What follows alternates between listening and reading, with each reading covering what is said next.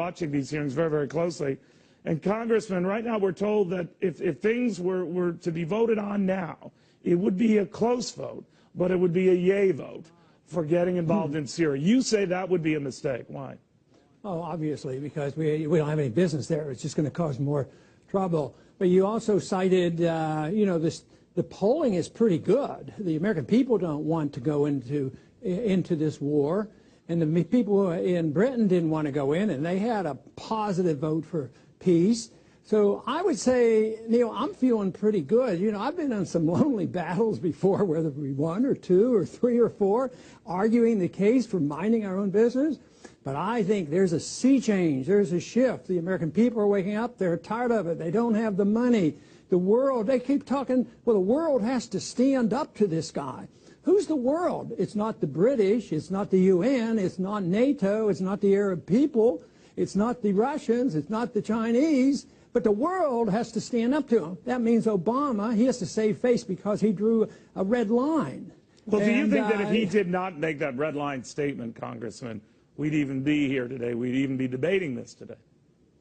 That's quite possibly, because politicians are pretty naive. They think if they don't follow through, they're very insecure people. And I think lack of security in making a decision is the biggest problem with politicians. And right now, those who are in the middle don't have the sense of security and understanding of why they're on the right side, because they believe that you have to listen to the propaganda, then they weigh it. Oh, what if something happens and I'll be blamed for it? And they're very insecure people. And I think Obama was very insecure. He made that statement, signing like a tough guy, and then the Republicans played into his role and made it a partisan thing. Said, okay, you drew a line.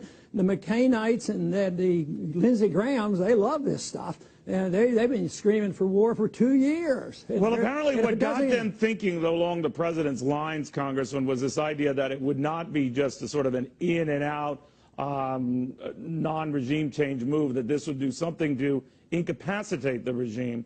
I'm paraphrasing there, but that is a little further than the president first wanted to go, right? So what does this tell you? Does it worry you? Well, it means that it's just talk, because it doesn't mean much, because once we get into it, all kinds of things can happen. There's always unintended consequences. There's always going to be blowback. There's always going to be costs. There will always be deaths.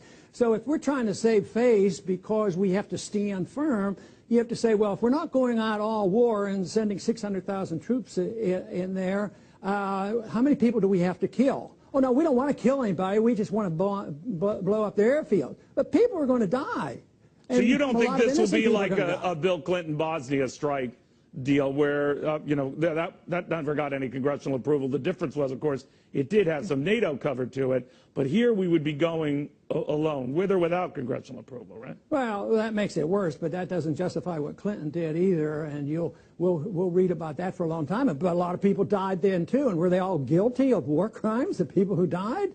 Why do we have to always solve these arguments within a country, civil strife, civil wars, with our military? That's the only thing we have to offer, is our military and our goodness, our greatness, that we know what's best for everybody, and we can speak for the whole world. It's getting old. The people don't like it. We can't afford it. It's going to cost billions of dollars. Well, what do you think changed, Congressman? I mean, last week at this time, the president seemed pretty strong about going on his own. And then maybe it was the British vote in Parliament, I don't know what, but then he kind of pulled back and dumped this in Congress's lap, which maybe constitutionally, obviously, is the thing to do, but something must have happened. Something changed. Well, what was it? Well, I think the vote was a big thing. I think the polls in this country showed it. I think he has difficulty making decisions, and he backed down, and he really threw it back at the Republicans. The Republicans were, yes, we have to have a say. We have to say on this. Right. And, you know, and they're going to get their say. And unfortunately, I think there'll be some type of authority given.